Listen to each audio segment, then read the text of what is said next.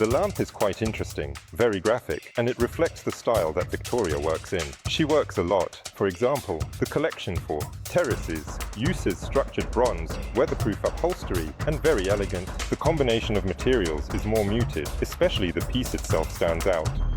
Hi there, friends. In this video, we'll take a stroll for showrooms that participate in the non-exhibition program of Maison&Objet, the so-called Maison&Objet in the city. And we start at Place de la Victoire with what, I think, is a really interesting premiere that has a fantastic story behind it. These are carpets, designed by the renowned architect and carpenter George Nakashima. The thing is, he created two designs for the carpet manufacturer Edward Fields back in the day.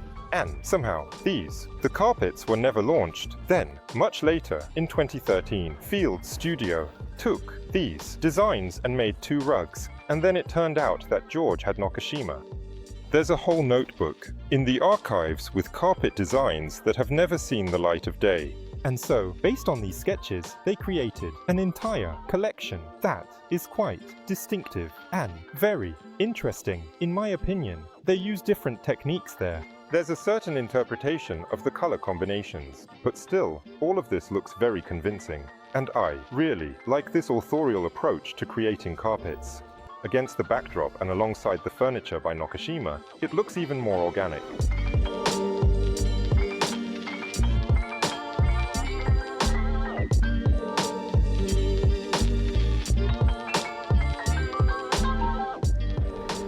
Did you know that the Paris National Opera is celebrating its 150th anniversary this year?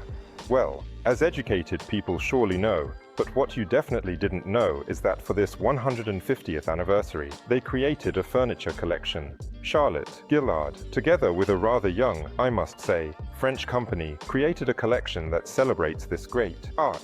What's the connection? It's visually hard to grasp, but collection, furniture inspired by Ballet Garnier, Opera Theatre, Pale, is beautiful.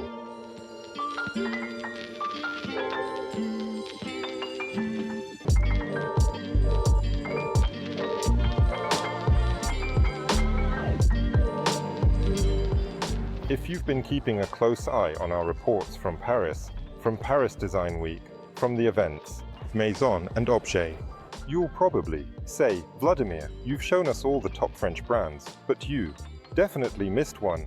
Here is the Pinto Gallery, founded in its time by Alberto Pinto. Now, it is a separate brand that exists on its own and continues the traditions of this enterprise. And part of that tradition involves very skilled craftsmanship with wood, with lacquers, marquetry.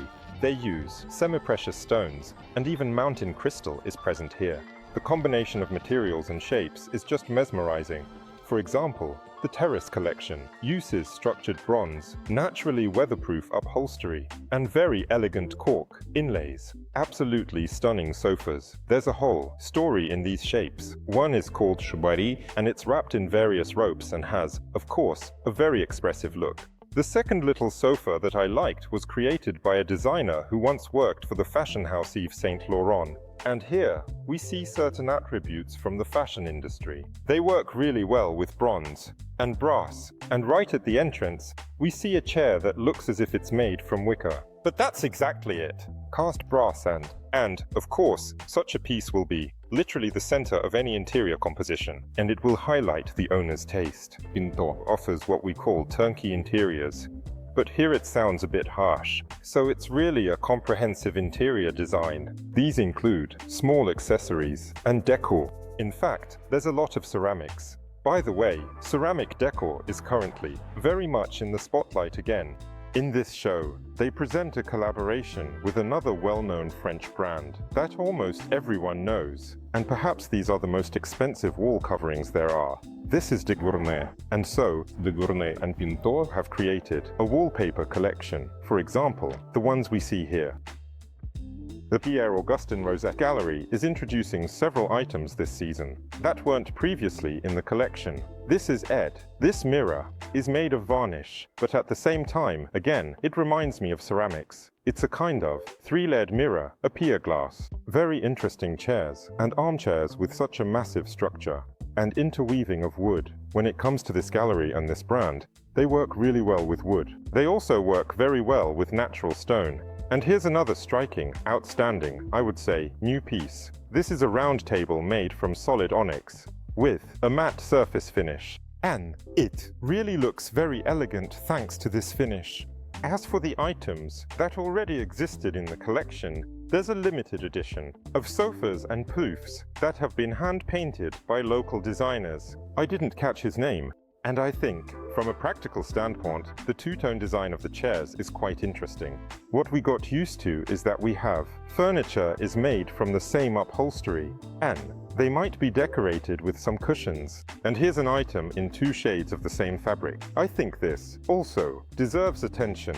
I'm not sure how to use it or where to use it, but it's definitely worth using. Philippe Bourrel is showcasing remarkable new pieces. These are, first of all, the chairs that complement the table from back in the day. A couple, maybe 3 years ago, designed and conceived by Pierre Augustine. The structure of the base itself is very similar. And maybe there's an option with a small log shaped and constructed just like the actual log. The table, which can be considered the calling card of this piece. Philippe Bourrel has come up with a couple more new pieces designed by Dorothea Achikan. She's French, but she lives in Japan. And, well, the items also. The result is rather thoughtful Japanese. Chairs, which remind me of the aesthetics of kimono. The inspiration for the table was most likely some meditative pond in a Japanese garden. I made it all up, of course, but it seems to me that the story is quite appropriate. Let's move over to the left bank. There are also a few showrooms here that deserve some attention. I've already had a peek into a couple of those. The first belongs to the French designer Victoria Wilmot, and she's showcasing the Sphere collection there, which is currently being produced by the well-known lighting manufacturer Pulpo. You sometimes find yourself wondering how certain items end up in the collections of various manufacturers. The first and simplest way is to choose a designer and commission them to create something. Second, choose an existing item from a designer who works on a small scale or in collectible design, and then launch a series. This is exactly that kind of example. The lamp is quite interesting, very graphic. It reflects the style that Victoria works in. She works a lot with metal. Her pieces are featured in the collections of other manufacturers. For example, she did some work there for the well-known classic brand. And, you know, when there's such a distinct style, I think it's really cool. Architects also have a distinct style. It's always fascinating to watch these collaborations where architects create interior items or even design finishing materials. But I don't think this collaboration is always successful, because there's this one absolutely well-known Italian mosaic brand, and they invited some absolutely well-known names, Massimiliano and Adriano Fuchs, in order for them to make a collection of mosaics. Marble mosaics, they were inspired by the aesthetics of Byzantium and made a collection of designs, which, if you don't say that they were made by Fuchs, you won't understand that it was made at all by someone, some designers. You could simply copy the floors of some Byzantine churches and it worked out. It would be roughly the same thing. This company has disappeared from the horizon of my coordinate system. So, 10 years ago, and even with these kinds of collaborations, they still can't seem to get back on the map. Passing by the Italian corner, you can't help but say a few words about the Italians in Paris. I think it sounds really intriguing. I won't tire of saying that. Italian brands look completely different in Paris. These are more delicate, more sophisticated, perhaps even more aristocratic color combinations. And that's really good. You can clearly see it, and you can directly compare how certain items looked back then, Milan, and how they look here. You can also observe this in Paolo Costella's showroom, and the patterns are more refined, in my opinion, and the combination of materials is more muted. One item caught my eye and amazed me in Milan as well. It's a decorative item, wall decor, a huge mirror, called a gong, measuring 2 meters in diameter. So basically, you just hang it up and you don't have to think about the painting anymore. The item itself is both unique and expressive at the same time. I also popped into Voltrona Frau. I didn't manage to visit them in Milan, so it made sense to pop in here. They have a few new items there.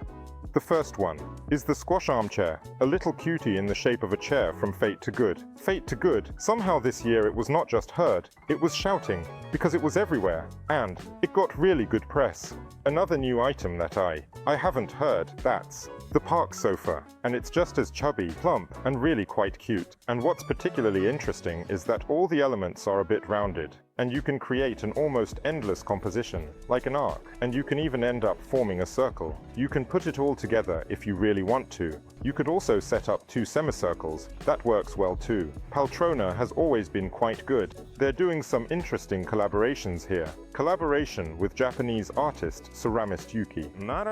Yuki makes very unusual ceramic vases, and Paltrona makes worthy leather pedestals for them. By the way, regarding Pierre Augustine rosette, this year, they already opened a second showroom in the past. A small, tiny, very cozy showroom on the left bank.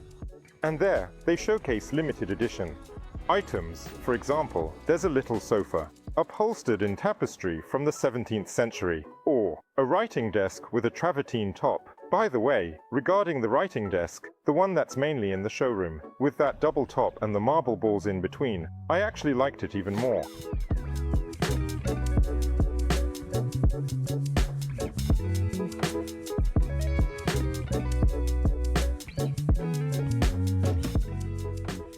Friends, I hope you enjoyed our walk through the showrooms and events of Maison&Objet in the city. If so, don't forget to write something nice. Make sure to share this video with your friends. And check out the other episodes from Paris if you haven't seen them yet. Well, I'll see you in the next video. Bye.